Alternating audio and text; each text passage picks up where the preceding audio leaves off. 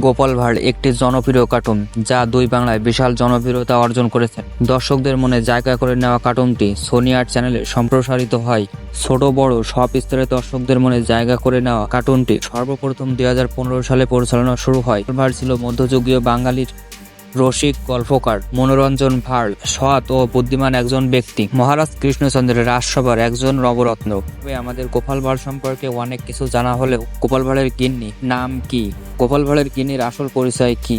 যতটুকু জানা যায় তা হলো গোপাল ভাঁড়ের গিন্নির আসল নাম পার্বতী, সৎ চতুর গৃহবধূ। যদিও গোপাল ভাঁড় ধারাবাহিক মূলত স্থান সময় কাল বিষয়ে কাল্পনিক, এর সাথে বাস্তবের কোনো মিল নেই, তাই গোপাল ভাঁড়ের স্ত্রীরও কোনো ভিত্তি নেই।